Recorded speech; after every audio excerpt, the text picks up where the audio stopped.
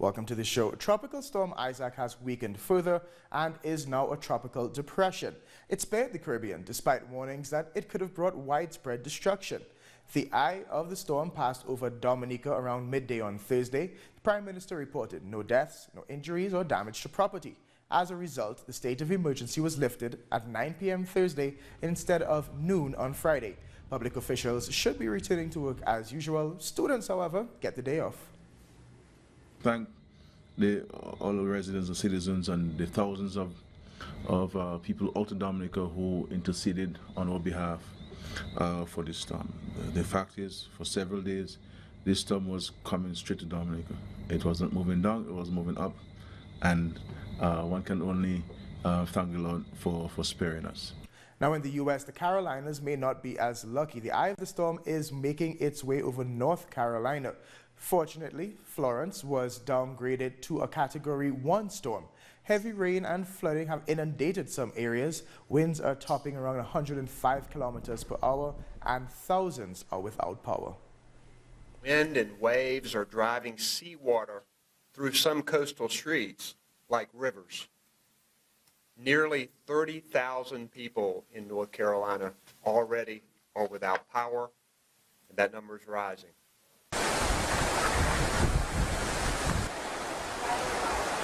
I believe that we have the resources we need to meet this crisis. We know, though, that we are in the early days and that we are going to need significant resources for cleanup and recovery.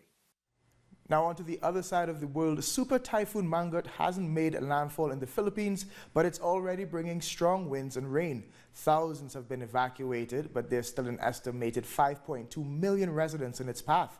Winds could reach up to 205 kilometers per hour. Businesses and schools are closed as people wait to ride out the storm. We're still in Asia. Venezuelan President Nicolas Maduro is in China to discuss political and economic cooperation.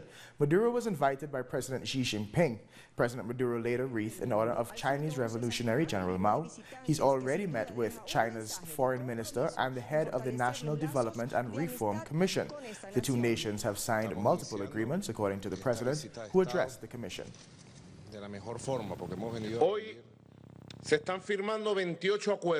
Today, we will sign 28 accords. They ratify our commitment to shared development, to investments worth billions of dollars, to mixed ownership industries in the areas of oil extraction. We are moving forward in these matters, and together we will reap the rewards. We are also developing new partnerships in natural gas production to begin a new era in energy cooperation. We have forged new partnerships for gold mining. China is well aware we are on the way to confirming we possess the biggest gold mine in the world. Now let's hear more from our correspondent in Beijing, Isaura Diaz. Just moments ago, President Nicolas Maduro landed in China for a 3-day visit. There, he will be meeting with President Xi Jinping in the Great Palace of the People, the government's headquarters. President Maduro will pay his respect in front of the monument of the people's heroes located at the Tiananmen Square, which is China's political core. He will also visit the mausoleum of Mao Zedong, China's historic leader. Maduro will hold talks with the representatives from different Chinese institutions and companies. Venezuela's head of state was received by China's vice-chancellor. President Maduro arrives in China after the successful visit of Venezuela's Vice President Delcy Rodriguez to the country. She stated that China and Venezuela are two economies with similar development strategies which defend multilateralism and create new markets. Rodriguez also said that both countries look forward to increased bilateral cooperation. China and Venezuela are expected to sign agreements, especially after the creation of the Mixed Cooperation Commission between both countries. That's all we can tell you for now. We'll keep you posted. Thank you, Zora. Now let's take it back to Latin America. Presidential opinion polls in Brazil are showing a surprise shift. The presidential candidate for the Workers' Party, Fernando Haddad, appeared in first place in a poll published on Thursday by the pollster Avox Populi. He was 4 points ahead of the far-right candidate Jair Bolsonaro. 2 other new polls put Haddad in second place, but gaining rapidly on Bolsonaro. This comes just 2 days after the former president, Lula da Silva, endorsed Haddad as his substitute. It has been traumatic, and we have to work on this politically. No one wanted this situation, but between giving up the project and repositioning in this way, we have decided, and Lula has decided to reposition ourselves in the race. As Lula said, we have a project, an idea. There is no point in stopping it, because someone will always follow the legacy, and the people will support it. Meanwhile, right-wing candidate Jair Bolsonaro remains hospitalized. A statement of the Albert Einstein Hospital in Sao Paulo says Bolsonaro has been moved to intensive care after his latest emergency operation. In the meantime, the campaign continues. Ciro Gomes of the Democratic Workers' Party met with students, and Geraldo Alckmin of the Social Democratic Party of Brazil met vendors in Rio de Janeiro. Tens of thousands of Argentinian teachers and students have walked out of classes in Buenos Aires to protest the government's education policies. They're demanding more funding for public education amid a crippling austerity plan. Teachers are also asking for an increase in pay to offset rising inflation. President Mauricio Macri has offered to boost pay by 15%, but teachers have rejected the offer. We are talking about teachers receiving the same wage as in December 2017. But today, the inflation has reached practically to 50%. Our salary hasn't changed at all. Now, it's not just happening in Buenos Aires. Teachers across the country have joined the protest. Edgardo Esteban has all the details. Teachers from all over Argentina are making one of the most important mobilizations in the last few years in the Argentinian capital. They marched from the Ministry of Communication to the Congress to call for the continuation of negotiations of parities at a national level. This has been delayed by the government since last March.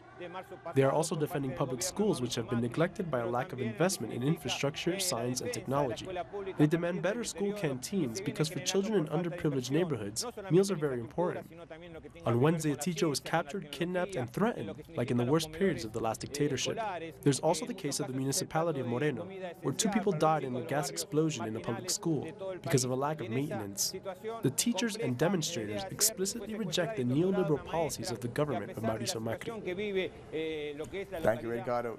Protests have taken place in Ecuador's capital, Quito, against President Lenin Moreno's economic policies. Around 3,000 demonstrators marched in Quito to protest against the government of Lenin Moreno. Social movements, fishermen, and various activists expressed their frustration at the austerity policies of the government. What brings us here is the duty to defend the homeland. It brings us here to say no to treason, to say stop tearing the country apart, stop destroying the country institution, stop handing over the resources to foreign companies.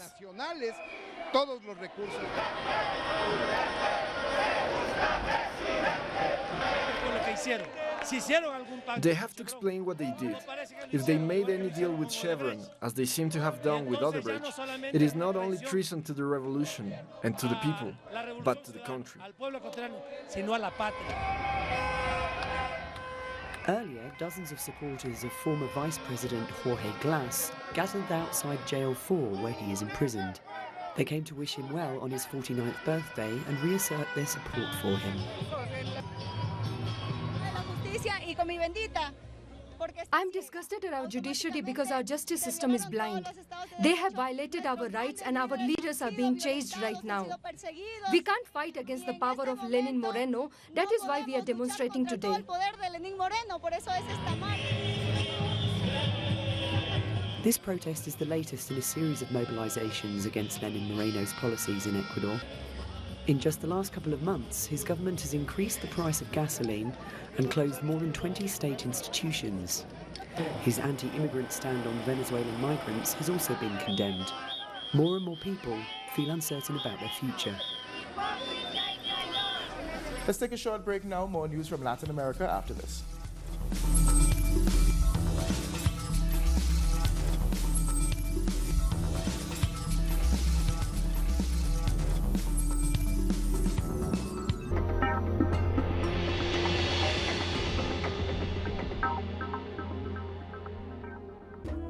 an occasion to enjoy the cultural diversity that defines our South American essence. Come along and find out the story behind these personalities, traditions, and artistic expressions that unite us as a whole. Real Lives. Saturdays, only on Telesur. Our actions have an impact on the environment. It's our responsibility to change for the sake of our planet. Let's be part of this transition. Watch, preserve, and protect your Green Zone. Wednesdays, only on Telesur.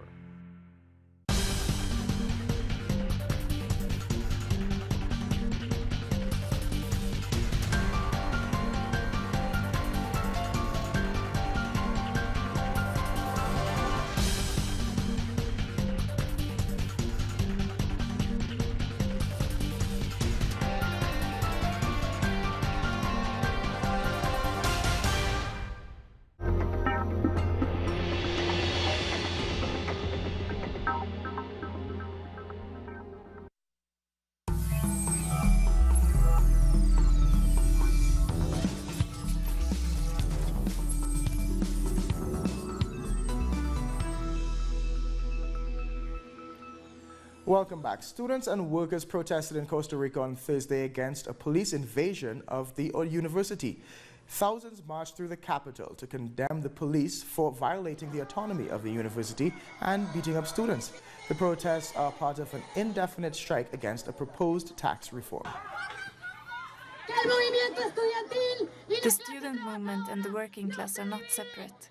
We stand with the same fist raised against tax reform, against repression, for all of our rights that have been stolen. We have a common destiny to continue the movement. The ministry, the government is unable to see this and see that this is one of the most determined civil protests in the country. They don't understand anything. And President Carlos Alvarado says he's prepared to talk, but only if the strike is called off. I am clear that there needs to be an end to actions that compromise the peace of families and workers. The government of the Republic is open to dialogue, but we'll only do it when the strike ends and there is a climate of peace. Fernando Francia has more from San Jose. Protests erupted on Thursday, taking the national strike into its fourth day. Demonstrators are upset over what they say was excessive force used by police during Wednesday night's protest. Student organizations showed up outside the presidential house hoping to hold talks with the president. They want to know who is responsible for ordering those police attacks on student demonstrators. Many have been wounded, including members of the media, while some demonstrators are detained. This morning, demonstrators poured onto the streets once again to demand answers and an end to violence. Thank you, Fernando.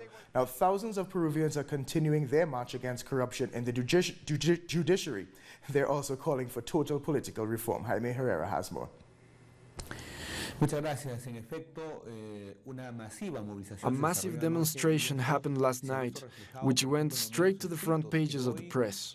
Newspapers showed the huge amount of people that attended. Their banners and messages have been trending on social media, with hashtags like Chavarri out, referring to the public prosecutor, Pedro Chavarri. Also, the slogan, "Everyone should leave," made reference to corrupt authorities who should be prosecuted, judged, and jailed if necessary. During the protests, also the chant, "Close the Congress," could be heard. People were expecting public authorities to react, but there has been nothing so far. Pedro Chavarri is still in his position despite the corruption case against him, and despite people calling for his resignation. Former Supreme Judge Cesar Inostroza has also immunity and is free without trial. Congress hasn't mentioned these cases or the corruption cases that involves other members of Congress. On the contrary, it has presented a new law to nominate judges. Demonstrations are set to continue. Thank you, Jaime Herrera there. Now let's take a closer look now at why people are in the streets in such numbers. Peruvians say enough is enough. Even though there is damning evidence against some of the country's highest-ranking judges, some still remain free. Others even continue to work, such as Attorney General Pedro Chavarri. There have been calls for him to step down. He cannot be a judge and party of the very judicial process. He raises questions about the autonomy of the public ministry by establishing links with the APRA and with Fujimorismo. He has also lied several times. According to demonstrators, the political system is also fraught with corruption. They are calling on President Vizcarra to shut down Congress. Because we have seen that the Congress is a mafia. They protect sentenced people. Too much protection for the corrupt. They are spending taxpayers' hard-earned money, especially all Fujimoristas. What good are they doing? Laws? Most of them respond to Mr. K. So what laws are going to benefit the poor? Social organizations, unions, students, and progressive political organizations join protesters in solidarity. They believe only a constituent assembly can put an end to corruption. It can't be that here Odebrecht and transnational rule and not the government. Let's close the Congress and start afresh, a new country. They have sold everything to transnationals. It's a shame that we don't have stable jobs. There's no respect for the workers. Today's demonstration was not limited to the capital. Protesters chanted, "All corrupts go away," as they took their march to other provinces. Now, the president of Bolivia, Evo Morales, inaugurated the headquarters of the Parliament of the Union of South American Nations, or UNASUR, that's in the municipality of San Benito in Cochabamba. Now, according to the president, the space will serve to carry out international events that promote relations between the countries of the region. Morales referred to the building as the Big House of South America. This structure is also expected to be used to host congresses, social organization meetings, and other activities. Morales also said that this was made possible thanks to the unity of the Bolivian people and their support for improving the country's economic situation. Gender activists in Chile have given a cautious welcome to the approval of a transgender law by Congress. The new law defines gender identity as a personal conviction, whether or not the person sees himself as male or female. Now, this is despite their physical state or the gender assigned to them in the country's civic register. However, an amendment excluded teenagers under 14 years old. President Pinera has 30 days to ratify the law. More than just a law, I would have liked to have been born at another time, with more understanding and a lot more acceptance. Today there is a law which has advanced the trans issue, but these are baby steps. I think that leaving teenagers outside the law makes it an incomplete step. It's a half step. Families of missing persons want to know if personal possessions and remains recently found in a burial pit belong to their loved ones.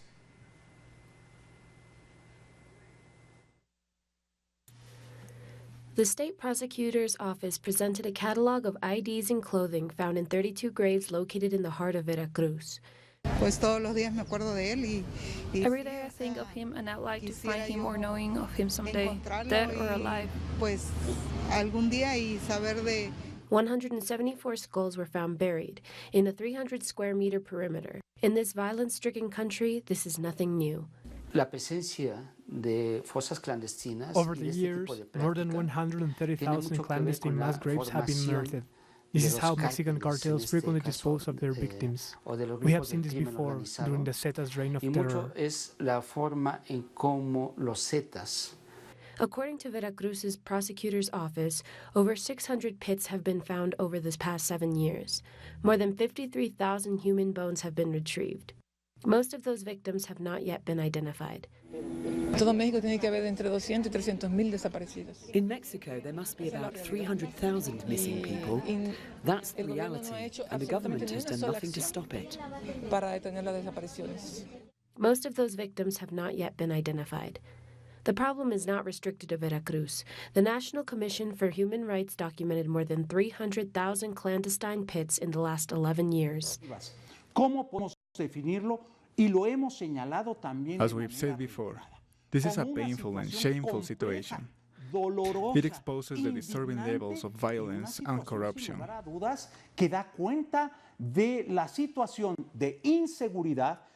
In light of this, social groups are demanding the enforcement of the Missing Citizens Law. Now, since his election as president of Cuba, Miguel Diaz-Canel has made frequent trips to check up on the social and economic programs in each region of the island. His latest visit was to the communities of Western Province of Pinar del Rio. At 58, Miguel Diaz-Canel was born after the triumph of the Cuban Revolution. In his 4 months at the head of the government, he's been crisscrossing the country. He's following the steps of our commander Fidel, who taught us to find out what the people are thinking. I'm very happy I got to shake his hand.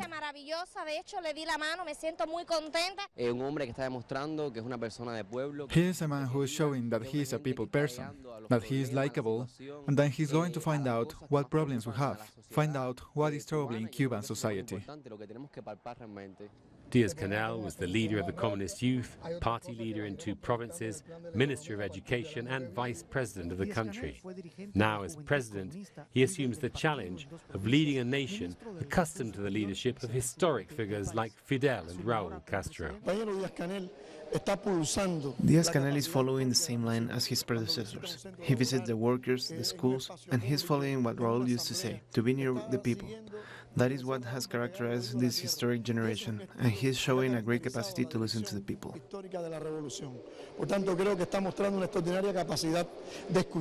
The Cuban president has called on leaders to get closer to the people, and it's common to see the most important government meetings covered in the media.